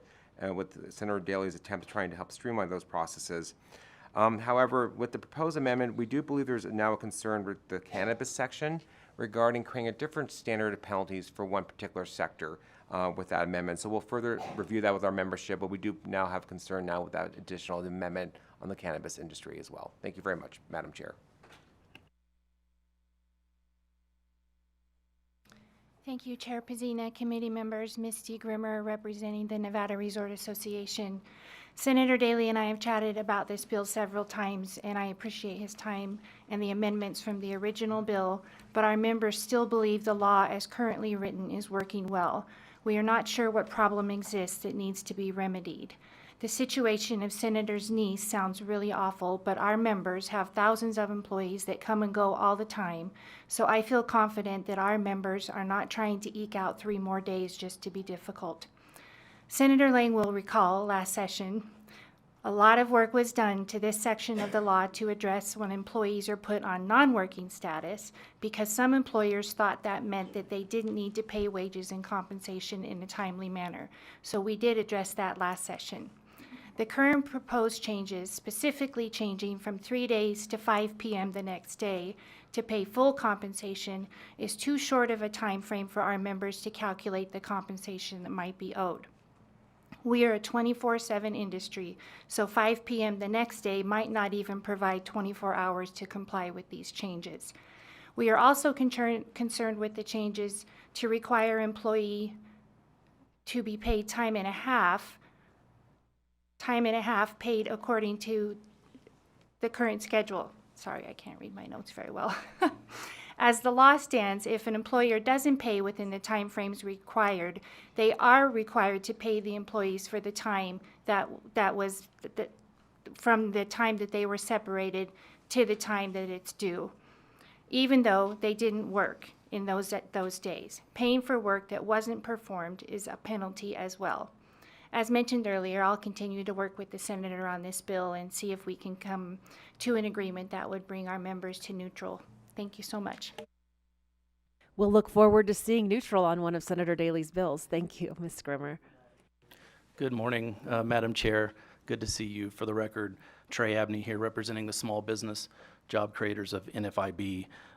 We will echo the comments made before I spoke today, and frankly, you know, the Senator Daley talked about companies of any size and sophistication would be able to comply with this. Well, the companies I represent are very small in size and sometimes less sophisticated.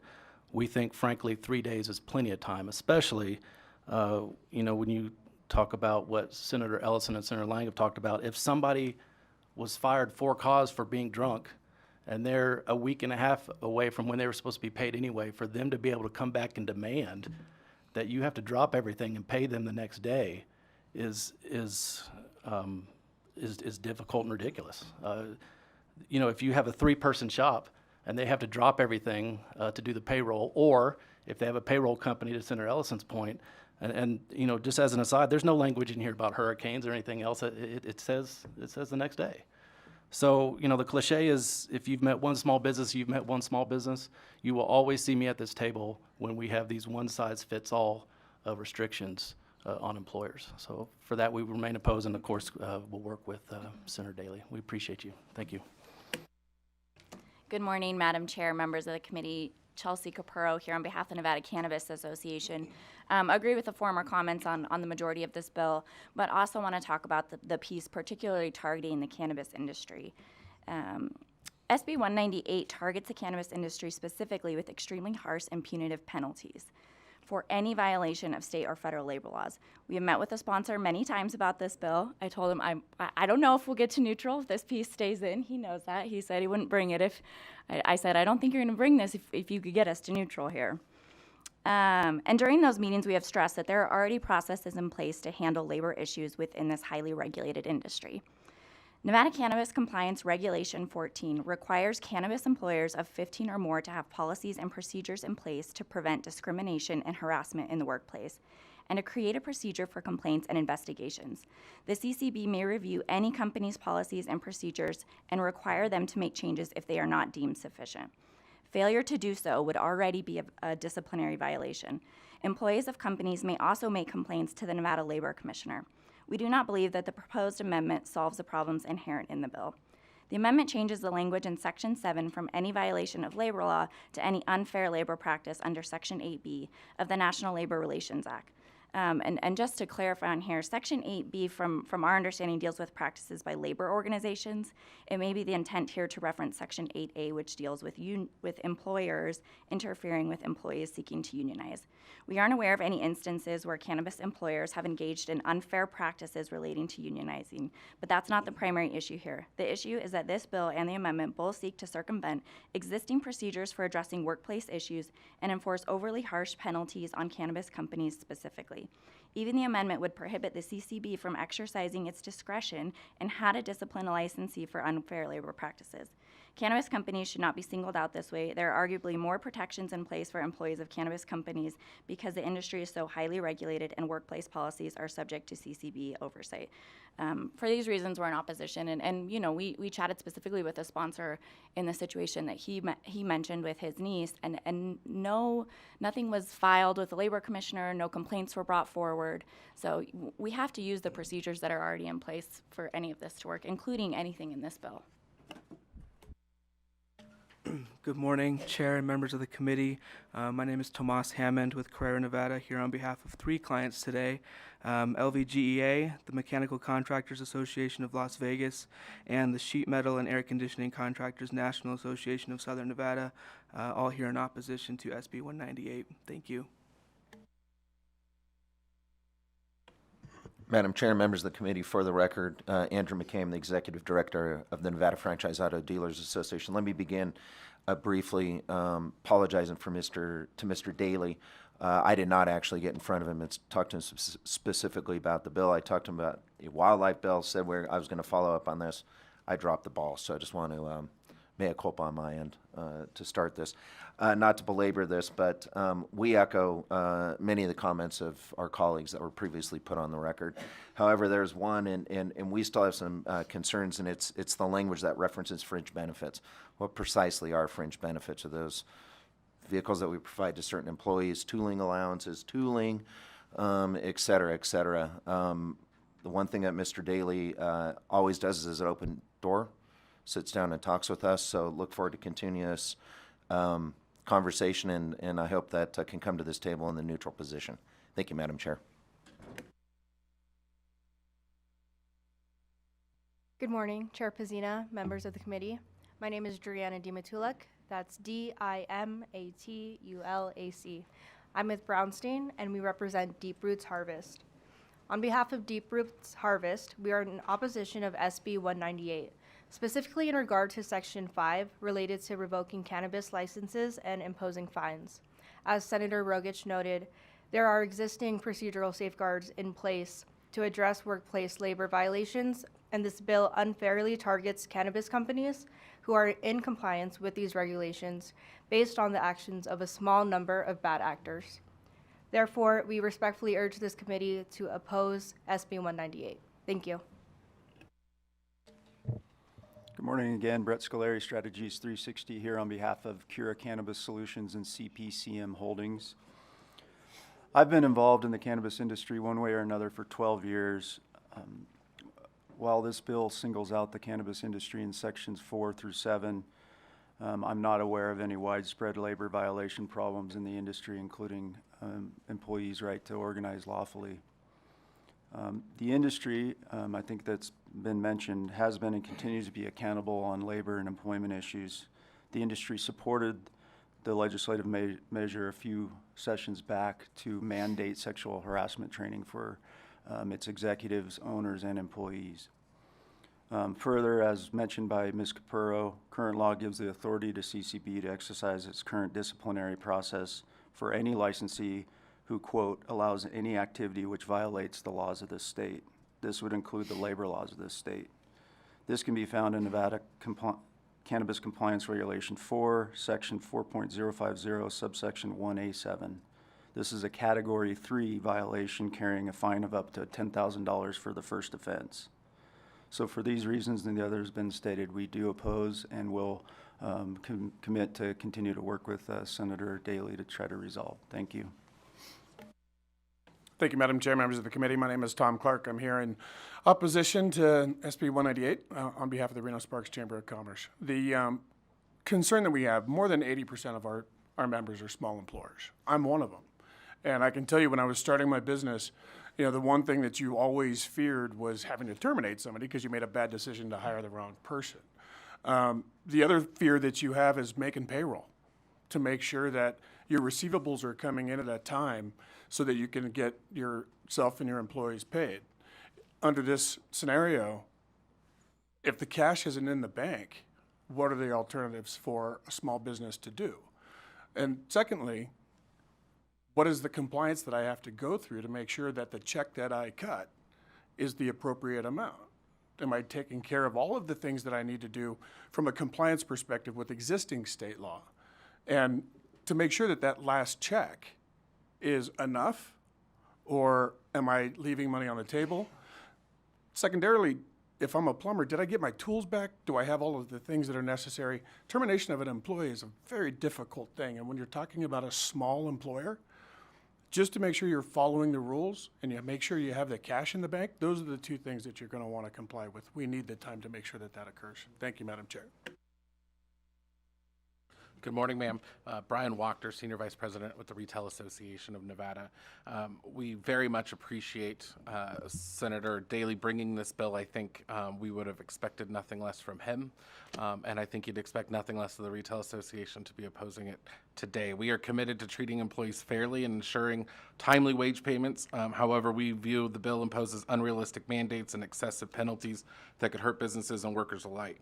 The requirement to pay all wages and benefits immediately upon termination or even the next day with non-working status is logistically impossible for many retailers, particularly those with complex payroll systems or multi-state operations. Small retailers often rely on third-party payroll providers that require processing time, making same-day payments or next-day payments impractical. The proposed penalty structure, requiring up to 8 hours of pay at 1.5 times pay of regular rate for each day, is excessive and could cripple businesses that encounter unavoidable payroll processing delays. Employers only have one course of action when it comes to the 287 bills by our count that are working their way through this process that are all going to raise the cost of doing business. And that means that they are going to have to reduce hiring, they're going to have to cut hours, or they're going to look for new technological ways to be able to do what they're doing now for that same cost that they're currently doing it. So we feel that Nevada already has strong labor laws ensuring employees are paid what they are owed, and the drastic penalty increases proposed in SB 198 are disproportionate to the issue at hand, and we urge you to oppose this bill. Okay, we are going to move to, thank you, Mr. Wachter. We're going to move to Las Vegas. Good morning, Madam Chair and members of the committee. My name is Eric Cardona, C-A-R-D-O-N-A, and I'm here representing the Henderson Chamber of Commerce and our over 2,000 members, the majority of whom are small businesses, to express our opposition to SB 198. We would like to thank the bill sponsor for his willingness to meet with stakeholders and appreciate the amendment to the bill. However, we still have concerns. Many small businesses do not have the HR departments or resources to help them with logistics when an employee is placed on non-working status. The current law gives employers a 3-day grace period, which allows them sufficient time to take the proper steps needed while still paying the non-working employee in a reasonable amount of time. We see no need to shorten that time even further. The increased penalty of 1.5 times an hourly wage will also be a burden on small businesses. And for these reasons, we are opposed to SB 198. Thank you.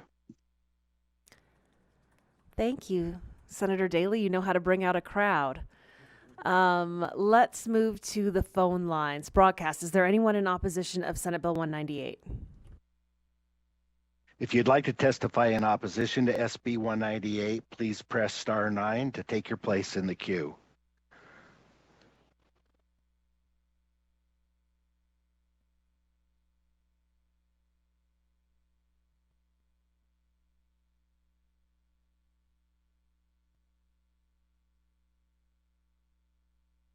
Please continue, caller. Hi, my name is Brandon Wygand. I'm the COO of Hardy and board member of the Nevada Cannabis Association. My last name is spelled W-I-E-G-A-N-D. Madam Chair Pazina, Vice Chair Daly, and members of the committee, thank you for the opportunity to present testimony in opposition to Senate Bill 198. While we appreciate the amendment replacing license revocation with a fine, the bill still singles out the cannabis industry for uniquely punitive treatment that no other Nevada industry faces. The amended bill creates a separate penalty structure exclusive to cannabis businesses, bypassing established labor law enforcement procedures. Even with this change, the bill imposes automatic mandatory penalties without considering the nature or context of alleged violations. This approach fails to distinguish between minor technical issues and serious misconduct. The existing regulatory framework already provides mechanisms for addressing labor violations across all industries. The Labor Commissioner and federal agencies have established procedures for investigating complaints and imposing appropriate penalties based on severity. SB 198 would circumvent these processes by imposing additional industry-specific penalties that don't exist for any other business sector.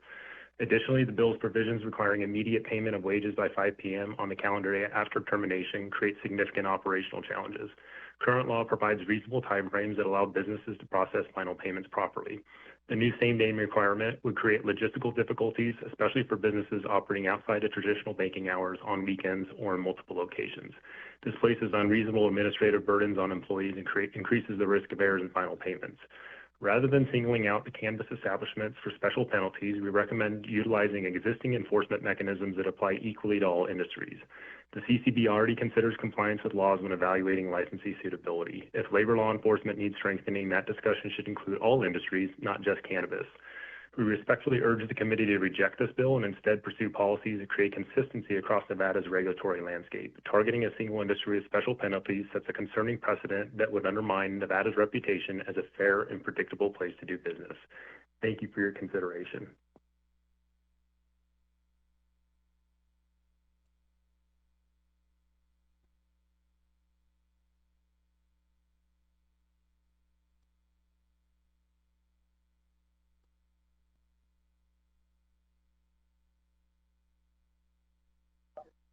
Hello, my name is Wendy Newman. I'm with the Southern Nevada chapter of the National Electrical Contractors Association. We are here in opposition to SB 198. Thank you.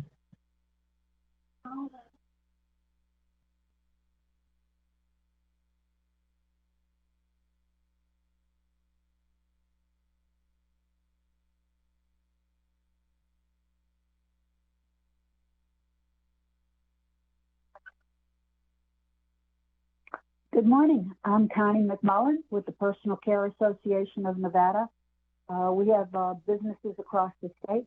Many are small businesses, mom and pops, and we would like to be on the record in opposition of this bill, especially for some of our Medicaid providers who do not get paid immediately under state contracts.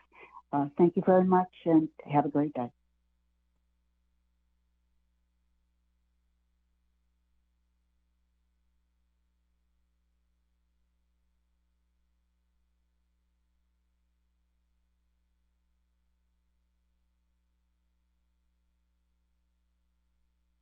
Madam Chair, this is David Goldwater from Opinion Public Affairs representing the Nevada Mining Association. We very much appreciate Senator Daley's commitment to working people in the state. We'd like to associate ourselves with the comments of the Paul Moradkin of the Chamber.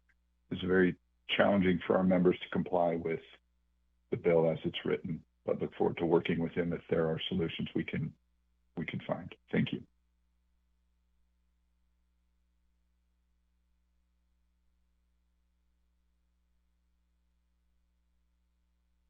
Thank you, Chair. There are no other callers at this time. Okay, thank you so much. With that, we will close opposition of Senate Bill 198 and we will open testimony in neutral. Let's see if we have any unicorns here in neutral. All right. Oh, look at that. Your record is going to be broken, Senator Daley.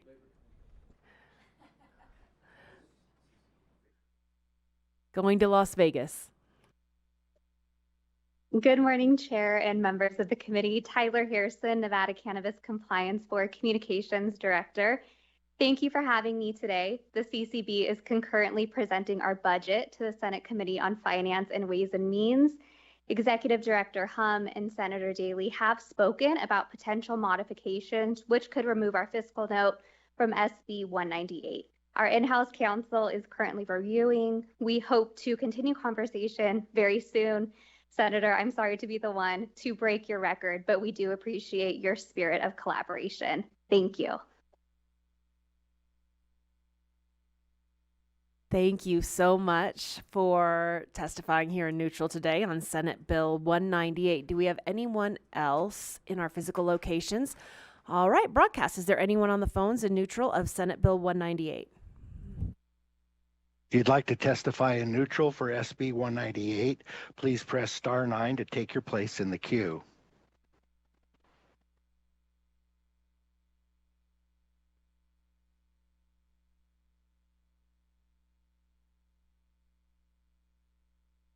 Chair, the public line is open and working. There are no callers wishing to testify in neutral at this time. Thank you so much, broadcast. We'll have Senator Daly come up if he'd like and make a closing statement.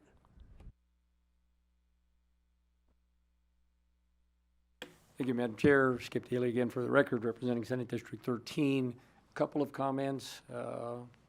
Skipper was right. It is Section 8A, so my mistake. Yep. I'll make that notation as well. A couple of other comments on some of the things. I understand if you have a really small employer and there's 3 employees, I mean, write the person a check. And then someone said, oh, well, people don't write checks anymore. And I said, well, all of the other electronic ways to do things, you have direct deposit, you have a variety of different things that can be done to do this. It's not as big of a burden as that. I know Mr. Clark came up and said, well, what if I fire a plumber? Did I get all my tools back and everything?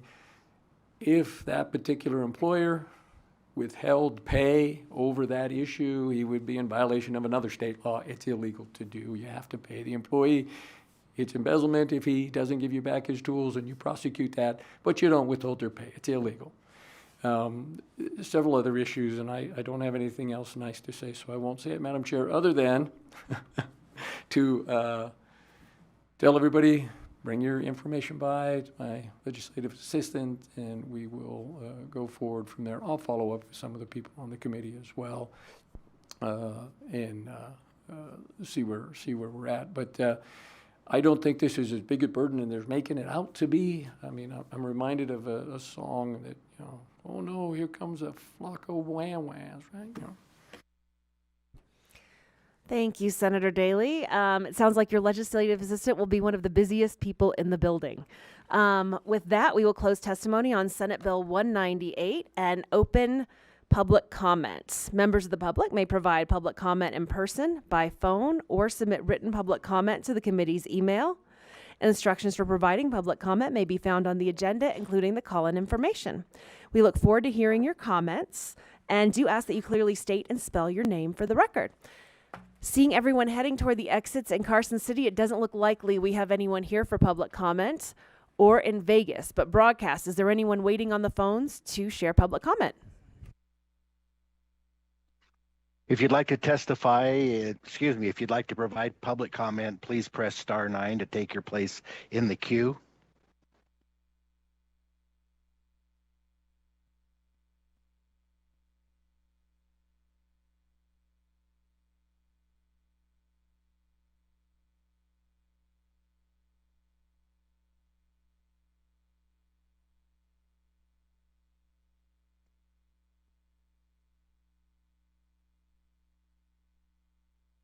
Public line is open and working, Chair. There are no callers at this time.